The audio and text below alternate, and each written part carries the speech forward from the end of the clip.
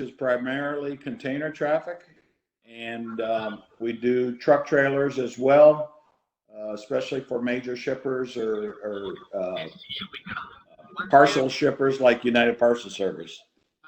And then we have merchandise business, which I see you folks don't have a lot of. We move a lot of paper products,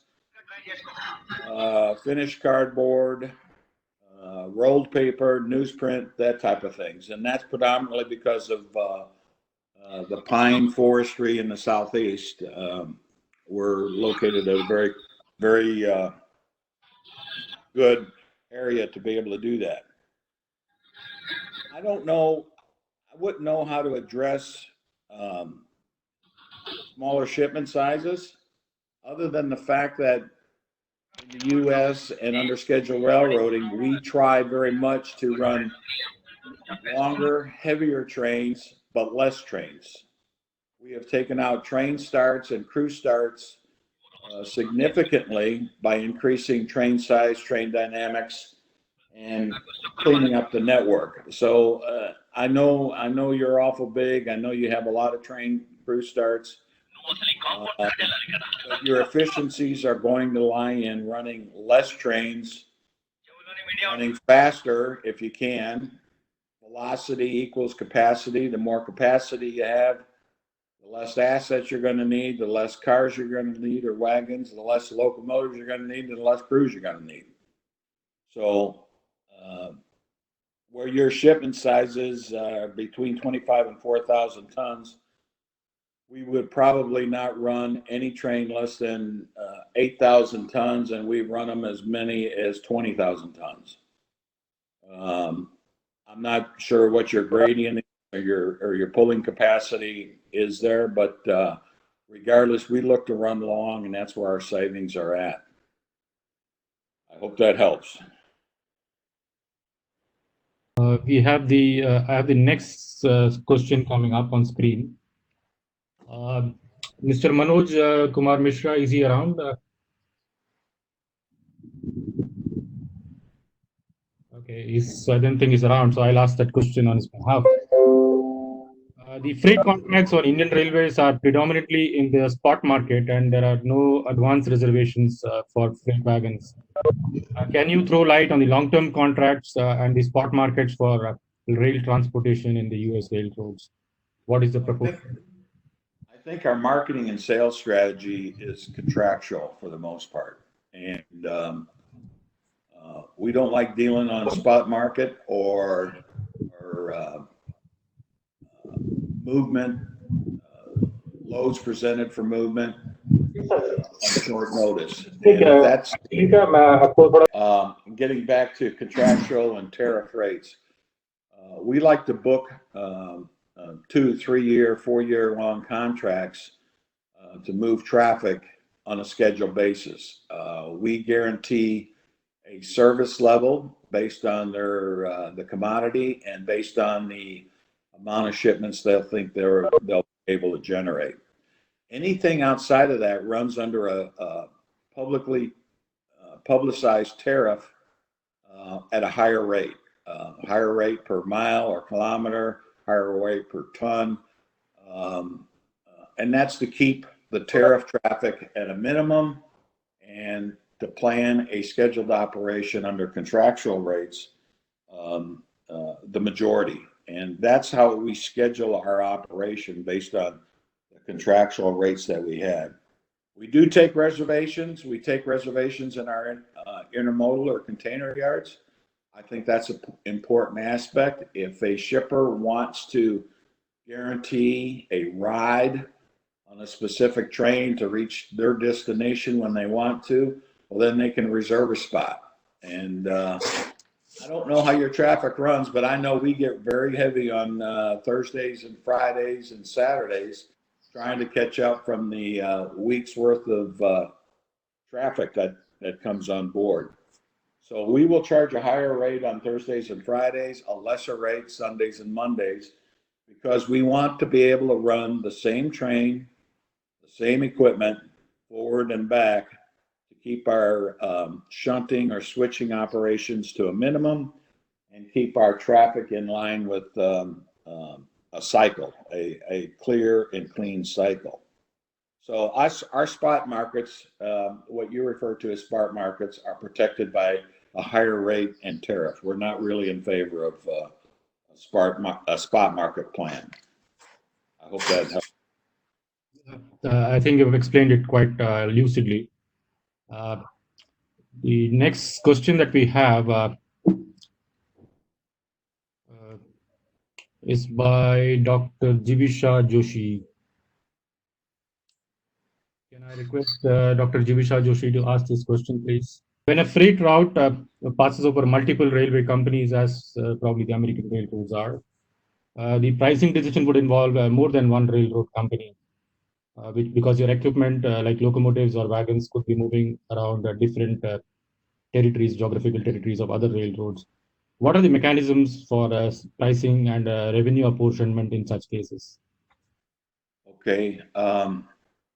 Do you, in Indian Railways, do you have other railroads that you interconnect with? As I mentioned to you before the start of this session, around 70 years ago, we had a similar structure as American railroads.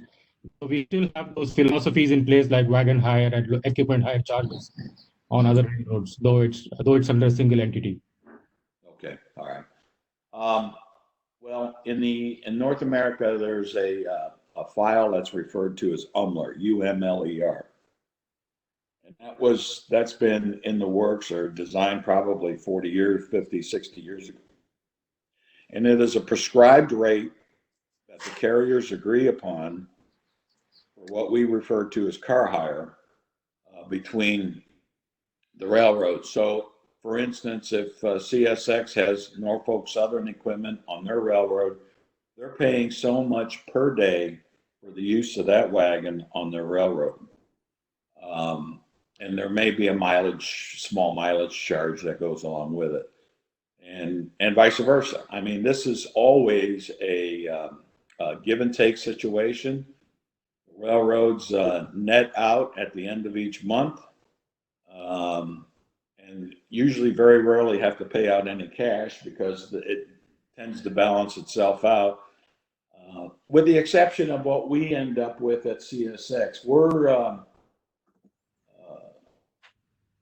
subject to a lot of Western carriers that have their own equipment, load their own equipment, ship it to CSX destinations on the East Coast, which requires us to handle their equipment over our railroad to destination. So that means we're car hire liable to the Western carriers. We worked very hard to take down those expenses. When I first went to CSX, that actually cost us about over $400 million a year. That's down now around 300,000, or 300 million, but that's only because we're much faster and we're cycling cars much quicker, and our dwell, cars waiting in yards or terminals at customer locations, has been reduced significantly over the last couple of years. Now, what protects railroads in paying car hire is something we refer to as demurrage or detention charges. If a car sits at a customer over, let's say, 48 hours, well, then they're subject to a punitive charge payable back to the railroad for using that asset for storage or not getting it unloaded or not getting it loaded. And we refer to that as accessorial revenue. Our customers don't like it. No customers like it. Some railroads exploit it. Some railroads don't take advantage of it. You have to find the middle of the road. And the important thing is that it generates conversation between the carrier and the customer to ensure that the customer realize that car is not free or that wagon is not free. You have to either reload it, use it, load it, and release it so we can get in and pull it. So that's the kind of the give and take and the balance that the U.S. carriers or the North American carriers have in handling traffic between carriers. Locomotives the same way. Any foreign locomotive that runs through, we run a lot of unit trains straight through from West Coast to East Coast without changing power. And we'll keep the Western carrier engines, and we do the same thing going back from east to west. We pay something that's called horsepower hours. So if an engine or locomotive is 4,000 horsepower, we're probably paying 1/2 of 1 penny per horsepower per hour it's on our railroad. And that's all calculated daily and then netted out at the end of a month or at the end of the agreed upon period. It just keeps everybody honest and keeps assets moving in the right direction. And what about pricing? Do you have any differential pricing when it cuts across railroad boundaries, or something which is kept to your own railroad? Are you talking about the transit pricing? Yeah, the pricing or the negotiated pricing that you'll end up with your shipper. Okay. What usually happens if a load originates on CSX, we'll get the pricing from the foreign carrier that it's destined to go to, his cost. We'll negotiate that cost with their marketing department, the other railroad's marketing department, and then we'll present that to the customer. The originating carrier is always the lead when it comes to billing the customer, collecting the revenue from the customer, and sharing that revenue with the second carrier. And that's an agreed upon arrangement between carriers and usually monitored by the Association of American Railroads, the AAR. And what that allows the carriers to do is negotiate in each other's behalf for the best rate. What happens is another carrier would force the originating carrier to take it through a specific gateway based on price. Like they would want to extend their length of haul and take such as Birmingham or such as Norfolk Southern would want to take a car at Birmingham versus Atlanta, because they would get a length of haul between Birmingham and Atlanta versus Atlanta to a destination. So it's just a matter of negotiation, semantics, and all of these are all contractual moves. Thanks. It looks quite similar to what we encounter in Indian Railways. Okay. The next question is by Mr. Nitin Bansal. I saw him on the panel. Hello, Mr. Harris. Yes. Yeah, my question is regarding the parameters which can be used in the dynamic pricing in the freight business. Whether now how to account for the spatial, temporal variations and the route congestion in the railway freight transport pricing, and how the price elasticity of the different commodities to be included into the dynamic model. Basically, like in the route congestion, not many routes which are highly congested in Indian Railways, and many routes which are less congested or not congested in Indian Railways. So to get the optimal output from the whole network, is there any pricing model available, or whether you are using those models in US rails for taking the pricing mechanism? Okay. I think the reference I made earlier about day of the week shipping and contractual agreements allows a shipper to schedule his own shipments. And of course, the longer the contract, the lesser the rate. The longer the haul, the lesser of rate per mile. Whether there is a switch charge at origin or destination comes into play, because quite frankly, in American railroads or North American railroads, you're paying for the transit and the transit only. Switch charge and accessorial revenue may or may not be part of that transit, and usually is not when it comes from another carrier. So there's a lot of moving parts in regard to a rate that a customer would pay. What I would tell you is that everything's negotiable. And I do mean everything. So you want to be able to schedule your traffic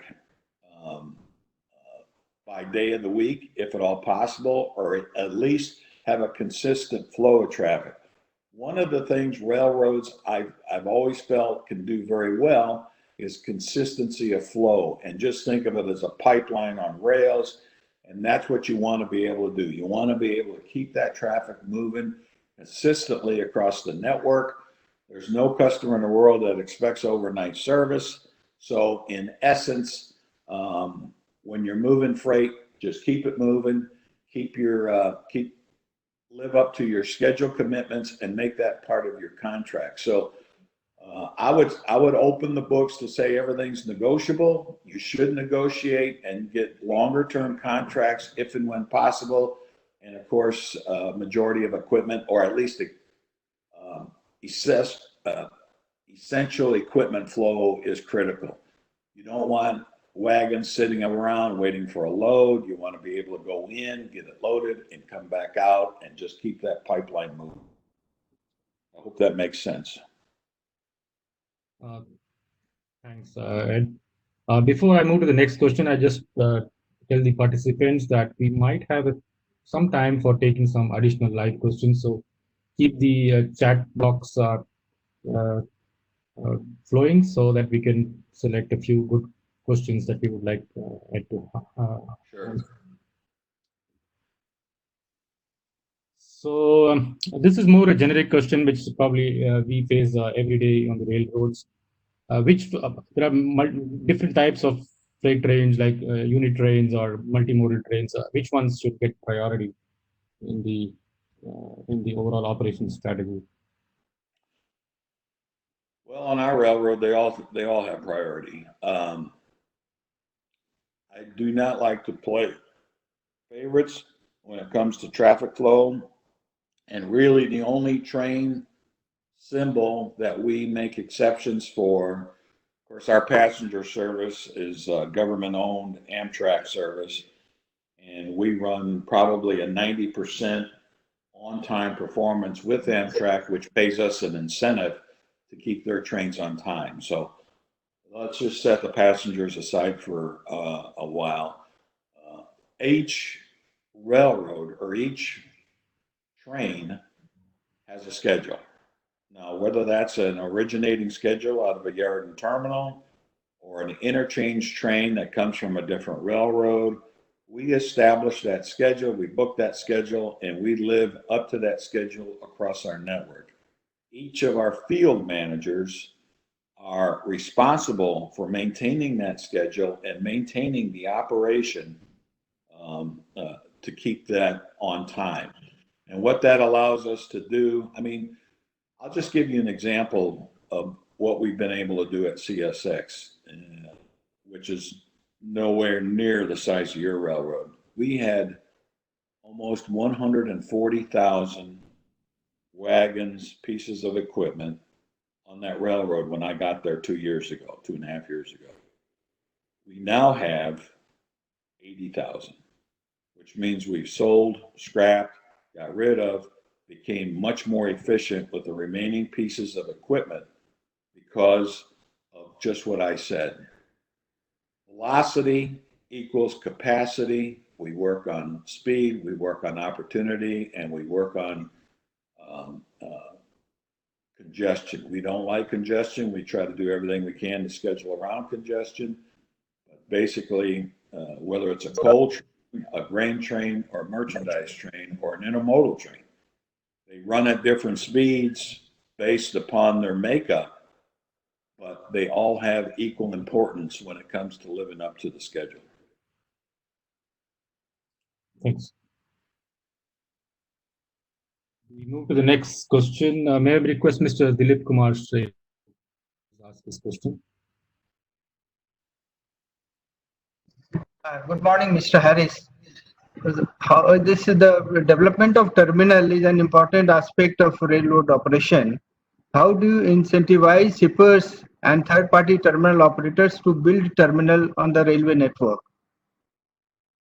Well, I think our industrial development group does quite well when it comes to establishing a new track or establishing a new location, and we want somebody else to build it. What we would do would offer a per car reduction for a period of time if they want to locate on our railroad. is a common practice in North America. So their incentive and what that does is that incents them to run their traffic at a cheaper rate to begin with, but it incents them to fulfill that contract, and hopefully you have that traffic for many, many years to come based on their location. And of course, we would help them design, help them establish it. If they want us to do the track work, we would do the track work. If they want to use a contractor to do the track work or the establishment of the track work, then we would require an inspection and sign-off process based on our railroad regulations. So usually it's done by a carload rate over a period of time is the best incentive that I know that we can provide. Just one question, a supplementary question that do you have third-party terminal operators as well who take cargoes from multiple shippers and aggregate it and offer it to rail? Yeah, we do. I mean, there are a lot of third-party operators on our railroad. We treat them just like any other customer.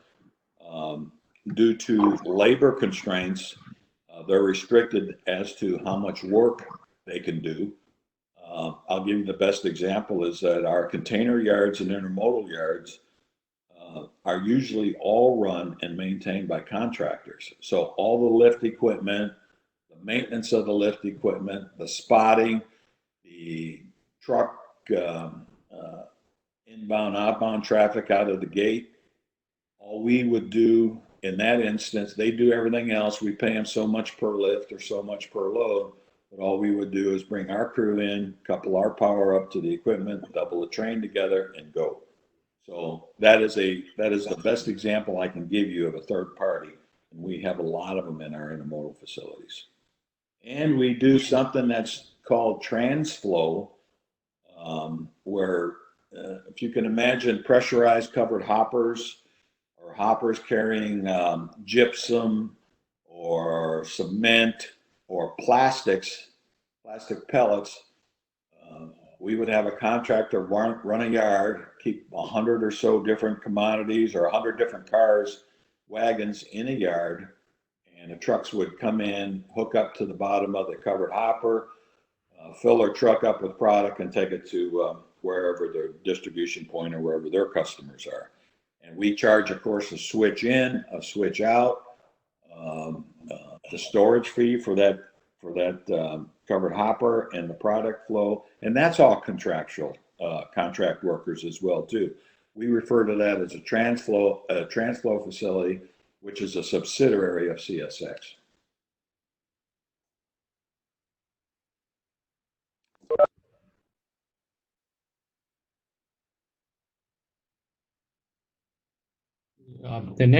Thank you. The next question is by Mr. Karunanidhi Singh. If he's around, then I request him to ask the question.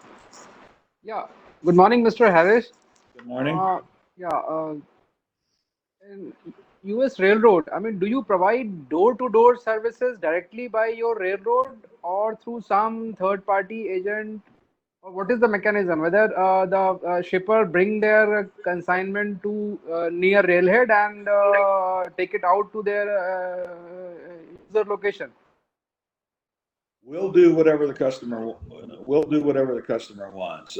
We have a program that's called First Mile and Last Mile, which if a customer wants us to come inside their plant, we'll come inside their plant, we'll pull traffic, we'll spot traffic, we'll do whatever he wants. Now, one of the things I like about that is that, and the only thing I ask our customers to do, number one, is do a proper inspection on the equipment, make sure all the gates are closed, make sure all the hoses and the gantryways and everything are dismantled and away from the equipment so we can couple into it, and pull with just a short walking inspection of the traffic. But I want to be able to access the plants 7 days a week, not Monday through Friday, not daylight hours only, 24/7. I want to access that. And the reason I want to do that, it gives me more flexibility in my yard schedules and industrial schedules where we're doing that type of work in order to build it into a schedule. Just like we schedule our trains, we schedule our yard engine or switching or shunting assignments the same way. So we know what our customers know what time of day they're going to get switched. They know what traffic they're going to get, and they are told to release whatever they need to release, because if they don't, remember what I said earlier, it stays on a demurrage or it stays on a punitive rate because they've taken too long to release the cars. So first mile, last mile, we'll go into any plant that wants us to go in. Now, if they don't want us to go in and they have their own switch engine, they can go ahead and build a cut for us, but they can't come on railroad property. They can deliver it to a agreed upon interchange track or agreed upon location where we'll just go in and pull it. But they have to be extremely cautious in regard to doing that, and we never let them a contractor on top of our railroad. Harris, that part is fine, but what about, say, trucking, last mile trucking, if the plant doesn't have a switching facility? It's a little bit far away from the railhead, and you need to take it. Yeah, the trucking activity usually works between through the intermodal facilities, where we're lifting containers or trailers on our rail equipment. They'll come in and get their traffic there and deliver from there.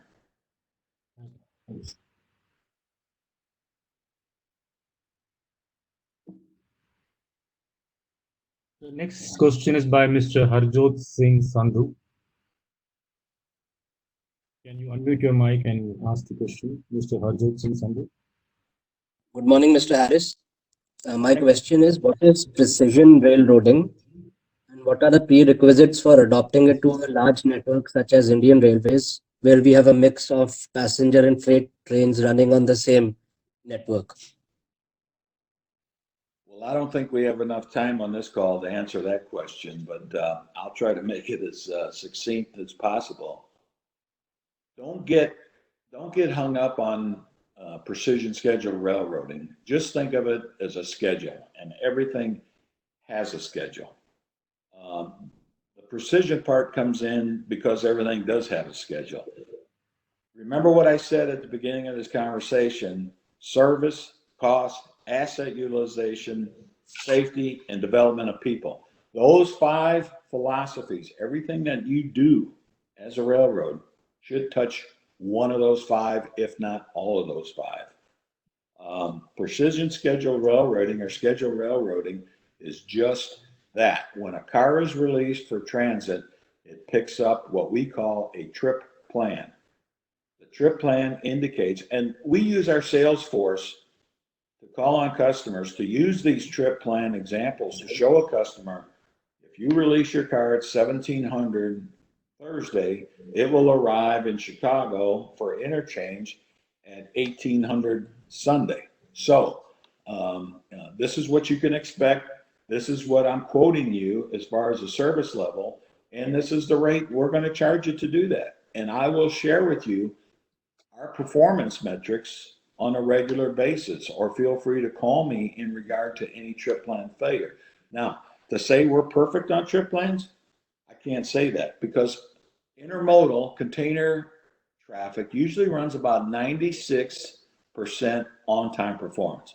That's extremely good for any carrier. Boxcar traffic, merchandise business, is somewhere in the high 80s. Why is that? Because there's more moving parts. There's industries to switch. There's interchanges to come. There's cars to be spotted. There's cars to be pulled. I mean, there's a lot more moving parts, and all of those put together are part of the service metric that we try to promote. Now, one of the things I can tell you is that one of the measurements that we have, the measurements that we use to predict the performance or project the performance of our railroad are things like car miles per car day or wagon kilometers per wagon day. how many miles are you getting out of each one of your assets? You have a huge fleet of equipment. There's only two ways of increasing your kilometers per day on that equipment. And one of those is increasing your velocity. The other one is taking equipment out, storing it, cutting it up. And any equipment that we use or we don't use that sits for longer than 24 hours, we get a specialized report on it. The field officers get a report saying you had these cars sitting in this location for greater than 24 hours. And then we hold them accountable for any traffic that doesn't move in 24 hours. That is a huge impetus for the field officers to stay on top of their inventory, stay on top of their traffic, and feel free to control their own destiny. Listen, railroading is hard enough as it is. It really gets hard when you get congested and have traffic sitting around and have to keep moving track loads of business around in order to get to the car you need or the train you need to get to. So all those things said are part of scheduled railroading. The other thing that I would impress is that once you set your plan, and this is one thing Ravi and I really connected on when I used to work for Ravi, is that once you set your plan, everybody buys into the plan, or else you can't be part of that company. You have to understand what the plan is. You have to be able to relate with your foreign carrier connections on interchange, whether you have 15 divisions or whether you have 2 divisions. Each one of those division managers are responsible for supporting the overall plan, not just my division's plan, but the overall plan, because that's what's driving the network. And that's where your efficiencies and your velocity and capacity opportunities are going to come from. What you do at one end of your country, how it impacts the other end of your country, is huge. I mean, you can't believe how fast, how good we got because of some specific changes, like taking cars out of inventory, not leasing any more equipment, not buying any more equipment, using the engines that we had, putting equipment in storage, and getting it off the right of way. It makes a big, big impact. I know that's a long answer to a short question, but I don't know any other way of doing it. Thanks, Ed. It looks really similar to what we do. The wagon kilometers per wagon day is a very important metric. What is it? Do you know what it is offhand? I'm curious. It is wagon kilometers per wagon day, engine kilometers per engine day, wagon holding at 24 hours, like at 00 hours. The engine rate, so, what's your number? What's your kilometers per car day? Mr. Bajwa, Arvinder Bajwa, can you get the latest ones? I'm just curious. It's around 300 kilometers per day, wagon day. You know what? That's very, very good. That's extremely good. That's better than what I'm doing. I can't only tell you what CSX was back in the day. Was probably less than 80 miles.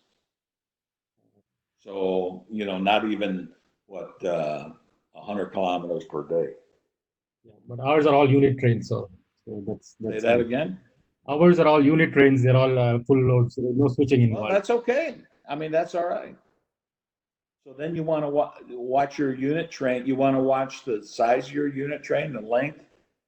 Do you have restrictions on length on your unit trains? Yeah, it's around 670 meters. How long? 670 meters. Which is what? Which is like 1,000 feet. Yeah, 2,000 feet. Okay. Yeah. See, that's a short train. Those are short trains, and you may have a lot of track restrictions I'm not familiar with. But for instance, our unit trains can run 10,000 feet. I mean, we can run 2 miles worth of train. We do run a few, but not many. Okay. Yeah, next question is by Mr. Krishna Kant. Is he there? Mr. Krishna Kant? Okay. So let me ask that question on his behalf. This one is related to track maintenance. Like planning scheduled track maintenance will give the operations department sufficient time to schedule freight trains? How far ahead in time is track maintenance planning feasible? And how do you find an optimum balance between the requirements of operations and asset maintenance? Well, that's a very good question, and it's a hard one to answer based on background and railroad requirements. We plan our capital track maintenance plan a year in advance, at least a year in advance. So we know right now what rail, what tie programs, what surfacing programs we need to generate for next year. Now, when emergencies come up, or you have a derailment, or you have a washout or a mudslide, then then your maintenance crew goes to work. But the big capital gains, the 15, 25 pieces of equipment that are out there 3 miles long, regulating ballast, changing out ties, changing out rail, new tie plates, spiking, the whole 9 yards, are planned very much in advance. So as we do it today, last year's plan in effect this year today, we work south to north. We work from the good climates to the worst climates, and we'll start in January, our southern climates, because the weather's better and more cooperative to the working, and finish by October, November. What we do is schedule around the work gangs. We'll block windows, set windows aside, shut off the railroad to give the work gangs at least 8 hours of undisturbed work. The most expensive thing you can do with your capital is put them on the railroad, take them off the railroad, put them on the railroad, take them off the railroad.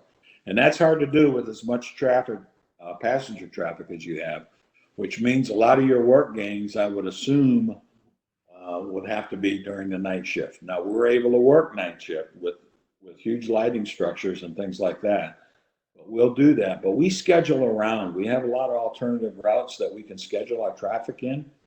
But even when we do that, when we alter a schedule, we tell the customer what we're doing, why we're doing it, and how long it's going to be in effect.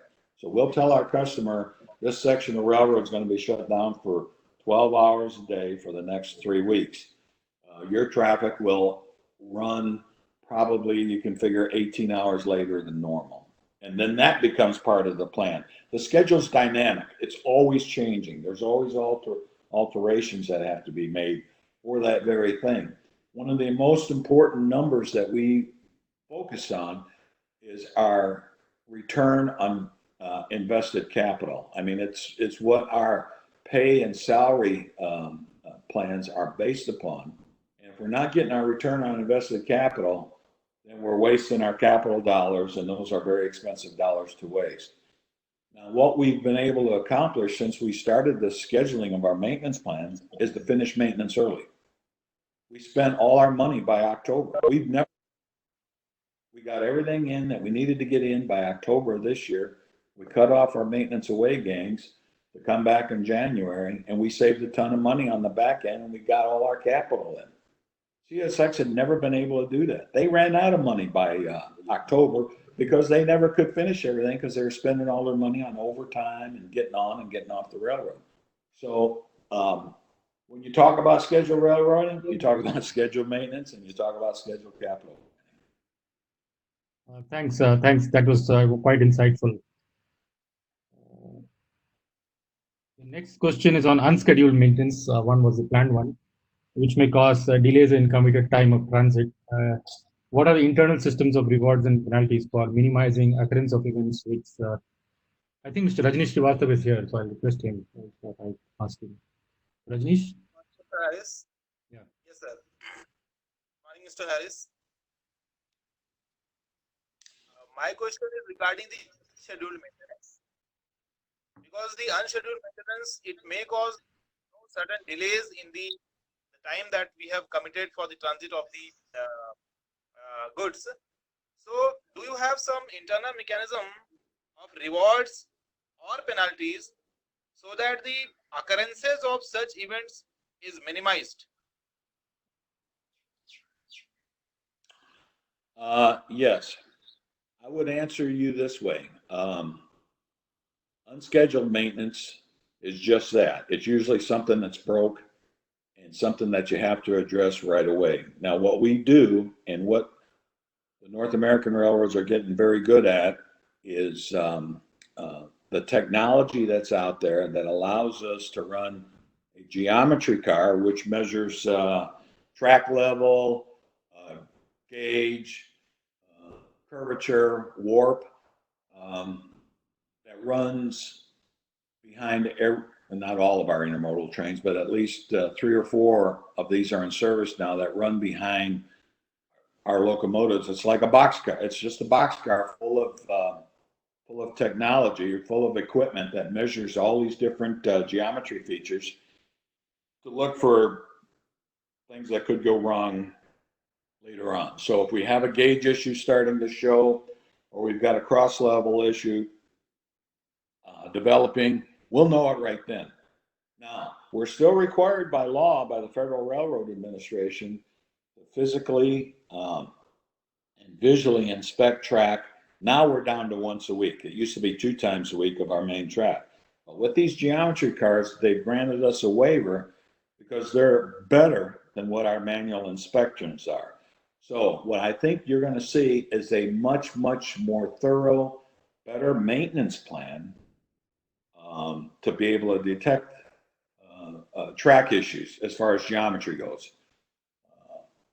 We also run detector cars to look for rail fissures that are starting to develop or cracked in between the web and the ball of the rail.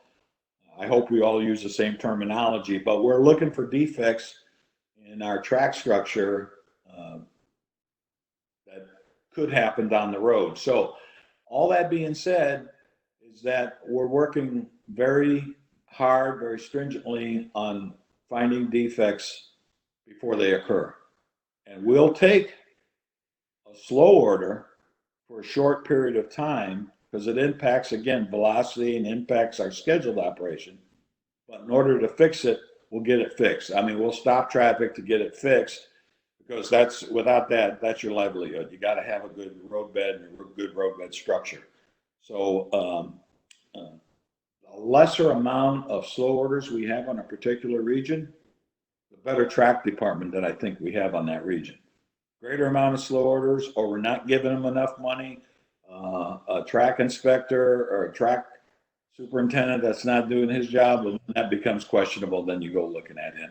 And yes, their bonuses or their salary increases are based upon slow orders, transit times, rail defects, all the things that I mentioned, everything's rolled into that. And our chief engineer is responsible for holding his folks accountable for the engineering and structure of the railroad. Thanks. It's the slow orders are we call them caution orders. Caution orders, yeah, same thing. Okay, I'm good with that.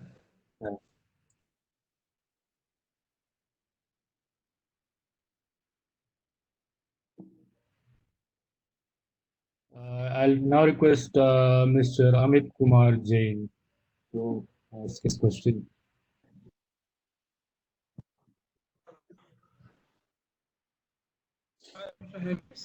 So my question is about the investment which is required for the network expansion, modernization, and procurement of new rolling stock.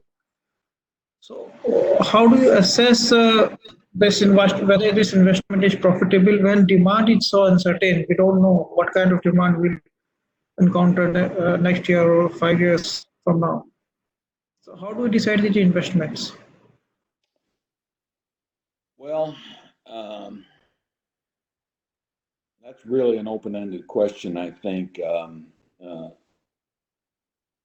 As I mentioned before, we want any capital program or capital project or capital investment has to be approved by the chief financial officer with a good argument submitted on why this investment needs to be made, and whether that's a bridge or a siding that they want to expand, or power CTC. I mean, there has to be a payback, and the payback has to be verified by the chief financial officer, and then it has to be audited and followed up on. So many times railroads in the US, North America, have gotten capital money, never did an audit after the fact. The money spent was wasted and very well could have been used elsewhere. So that being said, when you're talking about track structure and you're talking about bridges or sidings and things like that, you have to prove there's going to be a return on invested capital, and you're going to have to show how that's possible being made. When it comes to locomotives or rolling stock, the maintenance facility of the locomotives themselves and the number of locomotives that are out of service for maintenance on the percentage, like today, CSX probably has 4% of its active fleet out of service for maintenance or inspection practices and things like that, which is a very good number. But we have put down, since COVID-19, we have put down probably 600 locomotives. We're running with a bare minimum, and any asset that we have, whether it's locomotive, wagon, or whatever, has to be kept at an optimum level. And by that, I mean generating the most kilometers per car day, generating active horsepower, locomotive miles or locomotive kilometers per day, horsepower used per trailing ton. I mean, we would have a minimum amount of horsepower advertised that it would take to run a specific track section of track. If the landscape is relatively flat, you may get by with less than 1 horsepower per trailing ton. If you had a particularly hilly or gradient location, then it may take 1.5 or 1.75 horsepower per trailing ton. That's the way we maintain our asset utilization at an optimum level to ensure that we're not wasting horsepower first and foremost, but we're able to maintain what we've got. The question becomes, purchase of new locomotives is extremely, extremely expensive. You all know that, you all realize that. That is one of the last things I want to do, and my maintenance officers or my maintenance plan better be solid enough to protect the fleet for at least 30 to 35 years. I don't know the average age of your locomotive, but sooner or later you got to change them out. Technology will help you decide that too as well. There's an echo.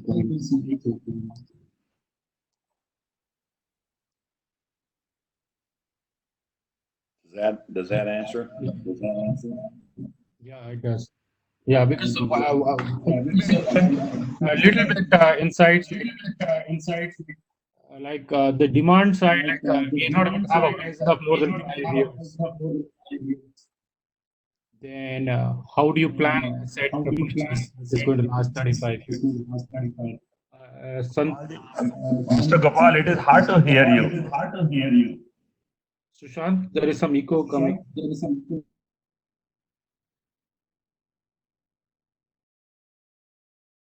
Hello, is it audible now? Yes, it is better. Yes. Yeah, seems better now. Yeah. So what I was probably the question was that since the demand side, you can't look ahead more than say 4 to 5 years ahead, whereas a locomotive purchase is going to be at least 30 years. So how do you plan for purchase of locomotives? Well, that's a good question, because that's usually the last item you ever want to purchase, as I said earlier, because of the cost involved. The age of your fleet, I think, dictates the retirement possibility and how many rebuilds you've gone through. It's a common practice in the US to rebuild locomotives, change out the major components, whether it's a main generator, whether it's the engine itself, traction motors, trucks, all those things that would cause a locomotive failure. That's what you're trying to avoid. Failures online, because once they quit, then you're scrambling to try to get the train moving or get the train in the clear or to be able to do what you need to do for the railroad. So I would do this. The average age of your fleet, the number of rebuilds, and probably 2 rebuilds tells you that that engine is close to retirement. And then dictate a maybe consistent flow with your locomotive vendor. So maybe you would do, like with us, with GE, we would do 15 to 20 a year for the next 5 years out and give them a contract for that. Well, first and foremost, ensure we've got the maintenance plan right, that the engines we put into storage based on lack of business are ready storage. That means all we need to do is crank them up and get them going and give them a check ride and we're ready to go. So there's a lot of moving parts to locomotive usage and locomotive purchasing, but certainly you want to age of the fleet, the number of rebuilds per locomotive, and the need. I mean, if you land a big contract and you got more business, you have the engines to be able to support that business. Or if business is going away, you got to be flexible enough to put the engines up and not waste the asset. Thanks. We move to the next question now. Mr. Dibanjan Roy. Yes. Good morning, Ed. Thank you for your very insightful talk. Good evening to you. My question is corollary to the previous question. We were shippers and leasing companies investing in wagons is one way to ensure sustained demand from them.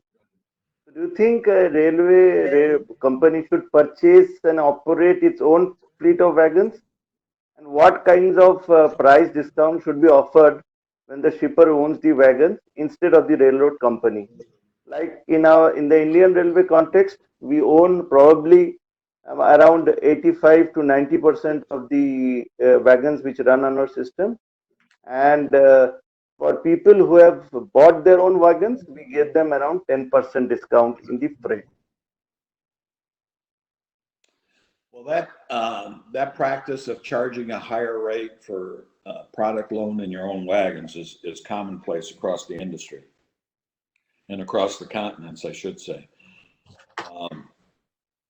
Customers who want to buy their own fleet, I wouldn't discourage it, but I certainly wouldn't give them more than 10% discount. And they have to understand they have to maintain that fleet. And if railroads are forced to maintain broken components or bad fleet or a defective fleet, it's going to be very costly for them to do that. I really don't see the advantage of any shipper owning their own fleet when it comes right down to it. Although while the capital that you spent to maintain and build up your fleet is probably higher than I would spend at CSX, each railroad is different in their philosophy. It's give or take. You're either going to pay on one end or somebody else is going to pay on the other end, and it's going to cost you business or get you more business.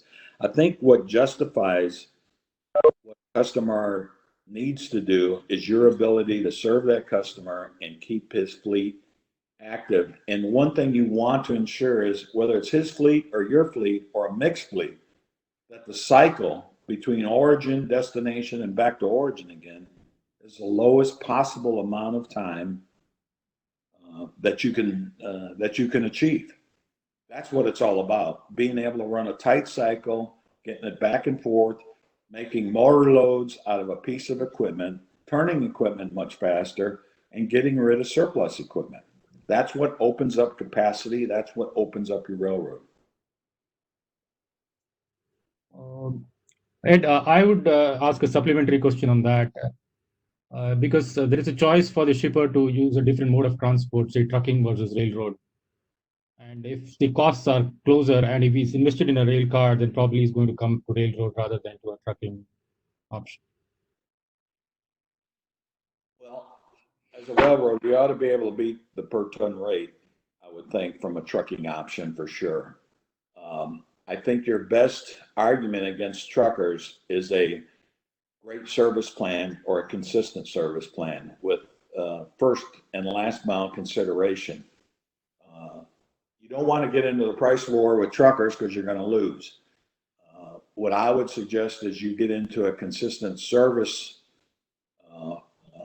reliability of service level that any shipper would want to take advantage of, and continue to keep that fluid and keep that shipper on your side, and not be looking at truckers as well either, because truckers are gonna come in and try to cut your rate and cut and cut and cut to get a load. And that's only because they're probably out of balance. They got equipment and they got a driver available. And instead of going back empty, they got to do anything they can to get a load. So they cut your rate to get the load. So that's why, to me, contractual moves instead of spot moves are much more advantageous to keep that customer in line. Okay, that's a good different perspective from you. We move to the next question. We still have around half an hour. I request Mr. Tej Pratap Singh to ask his question, please.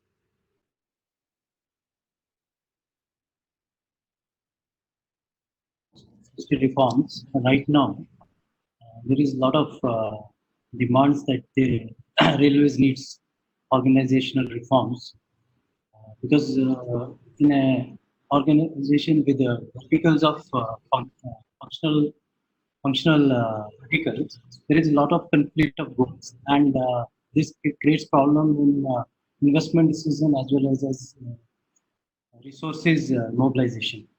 So, which model do you think that British rail model, which has specialized companies for various functions separately, or American model, which has territorial companies with a combined functional organization? Which one would be better suited in the long run? Well, I'm a little prejudiced when it comes to this. I've worked and consulted in Australia, which is much like the British model, where the track, right away, signal structures are owned by the government, and your trains are dispatched by the government. While I got to visit one of the government dispatching centers, I was mildly impressed that they understood the basic philosophies of railroading. I was not impressed the fact that they had no responsibility for on-time performance, no responsibility for meet delays, no responsibility for equipment issues, where if it is on your railroad and your dispatching crew, and you're responsible not only for the maintenance of the track and equipment, maintenance and living up to the schedule for your customers, not the government customers, they're your customers, I would have to throw my vote towards the American model. And maybe that's because, I'm prejudiced. I like the way the American model works. I think there's great give and take with the trucking organization. I mean, just recently, within the last 5 or 6 years, the truckers have come under the same hour service requirements that the railroad workers have been forced to live with for years. And that has made a big impact for the positive movement of railroad traffic. And the compliance of truckers living up to the laws of the government as far as number of hours you can work. I mean, let's face it, all it takes is one truck driver to fall asleep and run over a family of 6 people in the middle of a freeway, and there's going to be hell to pay for that. Railroads, basically, because of our requirements, our random drug testing program, our mandatory drug testing program, our pre-hiring requirements, our qualification standards and training standards, and I'm not just talking about the drivers and the conductors of the train, I'm talking about maintenance away people, mechanical people, the training that these people have, the professional transportation personnel, and that's what the industry has to sell to the shipping world and the governments of every country we operate in. And I think it's that important. Does India have an association of American railroads that represent all the carriers or the carriers in one country? Do you have lobbyists in the New Delhi government, or is that even thought about? So as I said, we are part of the ministry, and we are also the operator. So we get the ears of the politicians. Good. Earlier we had a something called Indian Railway Conference Association, which is similar to the American Association of Railroads. We still have it. We still have the functions of wagon hire interchange being done by them, but not lobbying. Well, Please take part of that because that's an important aspect of your success as a railroad. I mean, governments are quick to jump. I mean, we still have to answer questions to U.S. Congress. Any issue that we create or disgruntled passenger or crossing accidents, which happens every day on our property, and I know it happens a lot on yours as well too. You know, they get frustrated by that. But quite frankly, as many crossing accidents as we have, 99% of them are caused by the driver trying to get across the crossing. Thanks. We now move to the last of the questions that we have shortlisted. After that, we'll take questions from the audience, already a few in the chat box. I request Mr. Abhijit Narendra to kindly ask this question, please. Yeah, Hello. when we talk about the optimization and the operation of a network, basically we are heading toward kind of a centralized activity. But at the same time, the maintenance on different segments of a network, which is more effectively managed locally, maybe the a small unit or the segment of a network. So my question is, how do railroads balance this centralized, I mean, kind of a centralization versus decentralization conundrum? Well, I can only answer every railroad that I've been associated with throughout my career. There's one boss, one headquarters, one plan, and the departments involved have to follow that plan. Now, while the service plan, the scheduled railroading concept is done from the headquarters location and divvied up to the divisions, the actual maintenance, as you indicate, and the responsibilities for the train crews in the field and all the field supervisors, we call them train masters or local supervisors or whatever the case may be, are responsible for following and living up to that one plan. So it's just like I said earlier, when our maintenance gangs are out there measuring track and doing what they need to do, their responsibilities, their local responsibilities lie in the fact that they are responsible for their section of railroad. The train masters or the superintendents in the field are responsible for their section of railroad and the customers within that section, and they work congruently with the marketing and sales group, as well as the service design, as well as the customer service groups. I mean, it's just a multi-directional responsibility from the field back to the headquarters when it comes right down to it.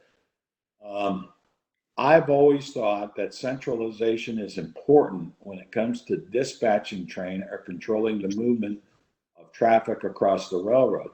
That doesn't mean that the decentralization, if you have train dispatchers or train people responsible for train movement in the field, they have to follow that same plan that was dictated through the headquarters function, that they can't do it as well. And they know what traffic has priority, whether it's your passenger traffic or whether it's your container trains, has priority over another status of train. But again, that should all be reviewed from a centralized location and approved from a centralized location. The execution of the plan is up to the decentralized field personnel. That's what I always refer to. You are responsible for the executing the plan that was developed at headquarters to benefit the whole of the railroad. And if there's any individual changes from that plan because of a customer's location or the amount of traffic he needs to run, then we would always have an opportunity to ad hoc. But they do not have the right to ad hoc a plan without sign off from the headquarters or the service design group. Yeah. Thanks, Ed. I think we have finished with the questions that we had identified. We still have time, 20 minutes more, so I'll request Hi Mathur to kindly ask his question. Hello, Mr. Harris. My question is about PTC, which has been implemented now in the US railroads. So has it affected train operations positively? Has it improved efficiency? And in your opinion, what are the major benefits that you see from PTC implementation?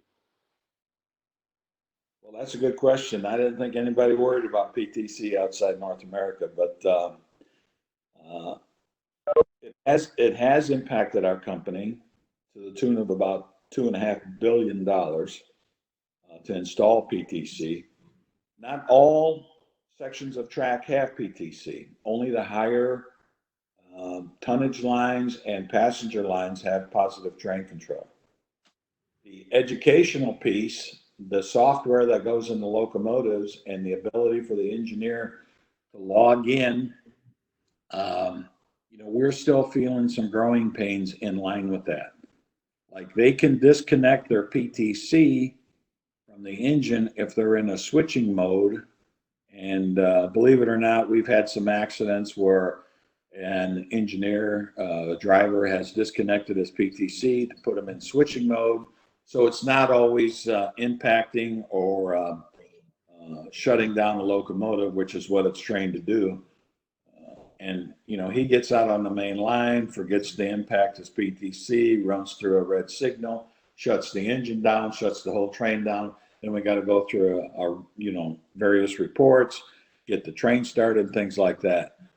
Personally, I think over time, as we grow into it, it'll be a great thing for the carriers.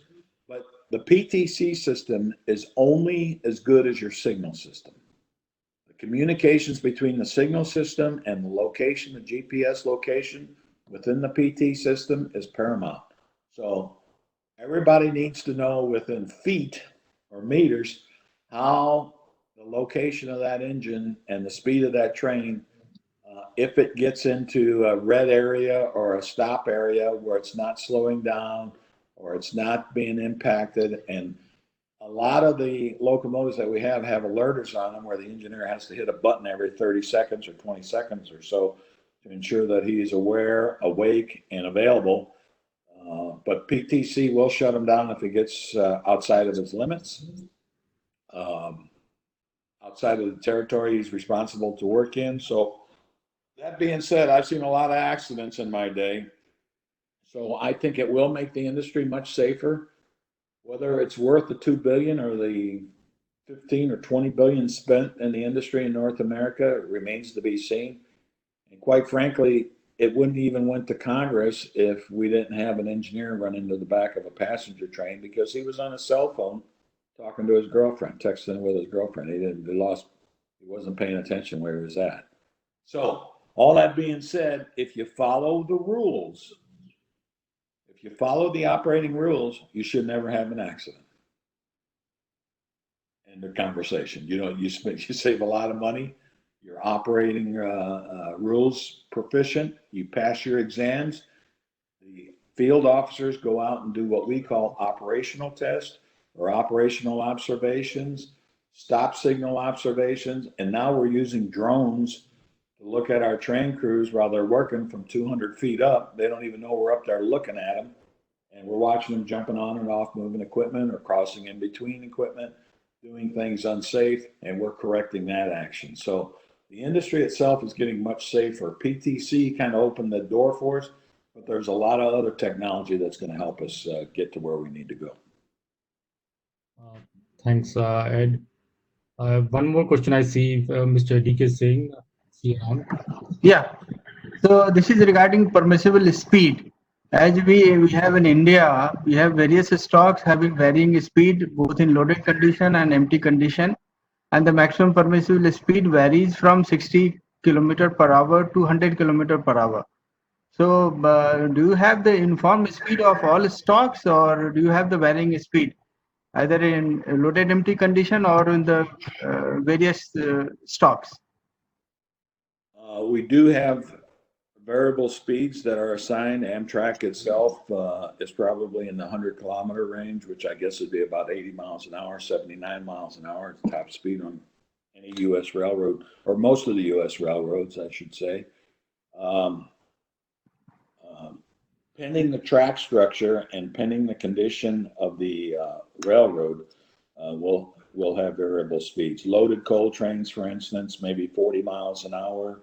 Intermodal trains, 60 miles per hour.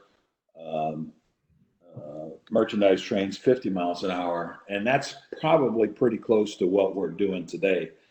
I think the important thing to think of, I don't get hung up on overall speeds as much as I do with the consistency of performance.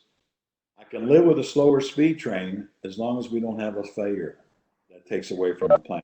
I don't want a locomotive failure. I don't want to pull apart. I don't want a train to come into. I don't want to lose air. I don't want to have an emergency brake application for no reason. I don't want debris in the track. There's a lot of things that we can do to keep our consistency of the operation fluid.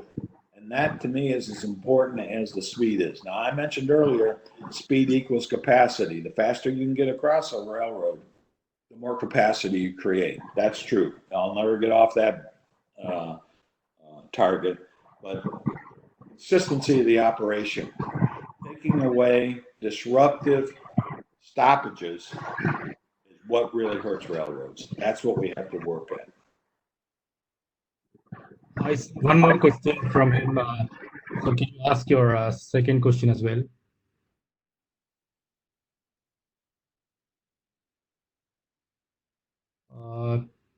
Mr. DK Singh, sir, do you have Yeah, this is one question regarding, because this axle load is affecting the safety of the track and the whole system.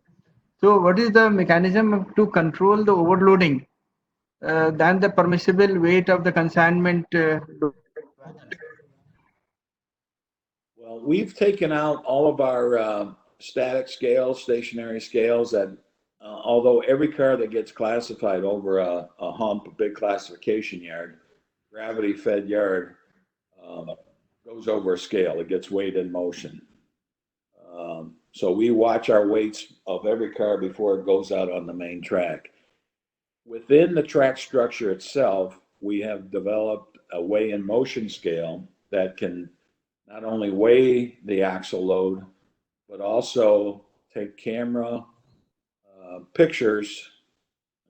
If you could imagine, we call it a car wash, but it's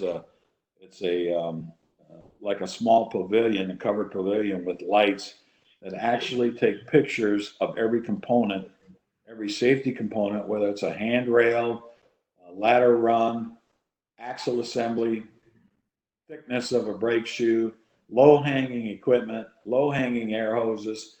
I mean, you get pictures of every car on a train before it comes into the yard. So you're actually doing your car inspection programmatically, so that when the train gets into a yard, you know if you got an overload situation, you know if you got uneven wheel wear. It measures tread and flange width, and from that, you can actually plan your inspection work or your maintenance work, equipment work, based on that camera and that video of that train going through a portal. So again, technology is going to drive this industry to much greater things and be able to move a lot of tonnage in a lot of ways. I see a few more questions from Mr. Sharad Sai Mathur. So can you ask your questions, please? Basically, there were two more questions that I had. One occurred to me when you talked about ensuring that there is no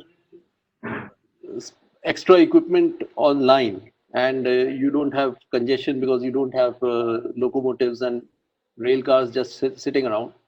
So, but procurement is notoriously time consuming. So how long does it take in North America if you have to procure locomotives? It is a multi-year contract, but how long is it before you can start your first locomotive coming in? Suppose demand increases. I guess if you're buying new locomotives, you can figure out at least a 12 to 18 month wait. But as it is today, with the reduction of traffic across the world and people not shipping anything, you could probably get one in as little as 6 months, I would think. But I don't know. Nobody's buying locomotives. But in the normal world, I would say 12 to 18 months in advance.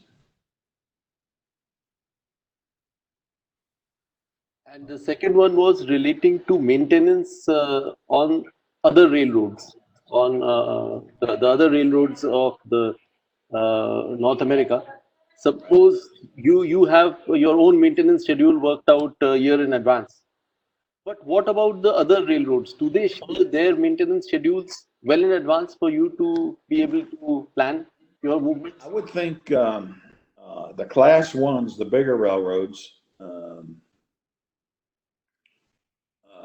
probably follow the same plan as we do, or at least close to it. It may not be a year in advance, maybe 6 months in advance, I'm not sure.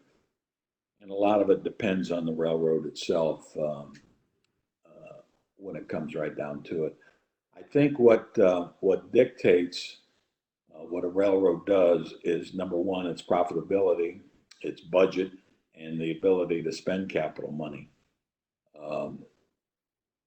Right now, a railroad that's not making a profit or very slim profits are going to defer maintenance and defer capital spending, and that's an element for disaster. Sooner or later, that catches up to you. When that happens, then you're going to have to spend it one way or the other. So you're going to spend it now, or you're going to spend it later, but you're going to spend it, that's for sure. So that's one of the reasons this predictive maintenance plan across the railroad, at least as far as track structure goes, and equipment, with what I just got through talking about with locomotives and cars going through this portal and getting a picture taken, even underneath the car, will eliminate a lot of manual misses. And look at, there's no human being in the world that can pick out things like a camera, high-speed technology, and track technology can at what we're doing today. The question becomes the reduction of labor that this is going to create is going to take some time to get through. Like we're doing manual physical track inspections once a week instead of twice a week. So we've already been able to save on our main tracks, our main routes, a lot of inspection costs that we should be able to even get away without doing any physical inspections and just rely on what the geometry cars are telling us. We started with 1, we're up to 3, we'll be up to 5 by the end of this year. And that's consistently running across the network. We put them behind our high-speed intermodal trains, our 60-mile-an-hour intermodal trains, and we get a better vision of track structure and defects accordingly. I think one question was that do you share these maintenance schedules in advance with other railroads, because there's doing some kind of scheduling from their end as well? Shared maintenance with other railroads usually doesn't happen very often. In fact, I can't think of an instance where it does. Now, what happens on equipment, if a railroad repairs a foreign or private car, there is a set charge, labor and equipment, that they can charge the owner of the car, whether it's private or another railroad. And those charges are just like the car hire charges. They go back and forth between the carriers. So I may be repairing a Norfolk Southern car today, while Norfolk Southern's repairing one of my cars, and we end up balancing it out at the end of a period or at the end of a month. So the structure for payment or repairs are physically dictated by the American Association of Railroads. I think we are done with all the questions, and I think we are just on time. We just the last 5 minutes, so we are finished on time. So I take this opportunity to thank you, Ed Harris, for sparing your time to take questions from the executives in Indian Railways. It has been a very enriching and very enlightening experience to hear from an expert on North American railroads, because railways tends to be too nationalistic, so it's sometimes difficult to get experience shared from other people. I take this opportunity also to thank Dr. Ravi Ahuja from Optim for having connected with Ed. I thank all the participants and all the questions that have been posed in this process in the talk, and I thank each and every one of them. I thank Ed once again. Thank you so much. Have a good day. Can I ask you a question, Gopal? Sure. With as many, I mean, I was reading a history of your railroad and how many trains you handle a day. And I was just floored as far as many passenger trains as you run every day. What's the average number of passengers per train, or do you count it that way, or how would you ever look at taking some of that traffic off your railroad? Because I see that being a big hindrance when it comes right down to it. And I'm just asking off the cuff. Yeah, so a lot of that traffic, we have two kinds of traffic. One is the kind of very like suburban traffic, like something between New Jersey and New York. So something commuter traffic, like commuter traffic. So a lot of commuter traffic is there on the network. So you can say around 40% is commuter traffic and 60% is non-commuter traffic. Okay. Well, that helps me understand a little bit more. We have the same things in Chicago or Los Angeles or whatever the case may be, where we have a lot of commuter runs that run, 4 hours in the morning, 4 hours in the evening, and then that's it. Yeah. So we have as a railroad, you have to schedule around that because they're running on the same trackage as you do. Yeah, precisely.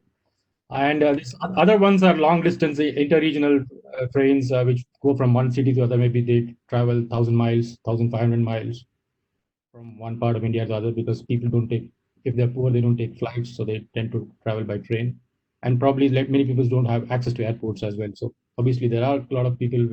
We are losing the premium passengers now to air, but there is still a lot of interregional traffic that moves on trains. Sure. Are you running the commuter trains, your crews, your people? Yes, all of the passengers and all of the freight trains, the crews are ours, the rolling stock is ours. Right by hour. Okay. All right. Very good. Well, listen, I enjoyed the questions. I enjoyed the thought process going on behind it. It's easy for me to talk about scheduled railroading. That's all I've done since the late 80s.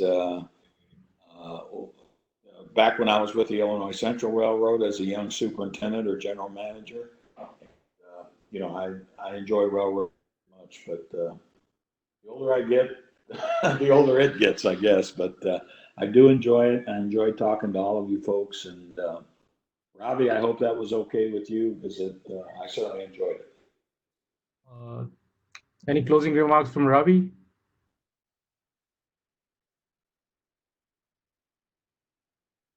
He's probably working on another doctorate paper or something. Yeah.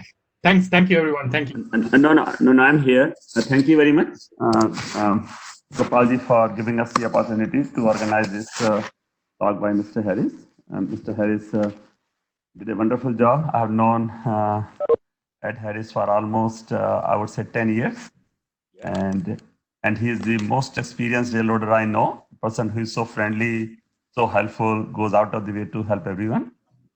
And he exceeded my expectations, as he always does in every project he has done with us. Thank you, Gopalji. Thank you so much. Thank you, everyone. Thank you. Bye-bye. Thank you. Take care. Bye-bye. Thank you very much.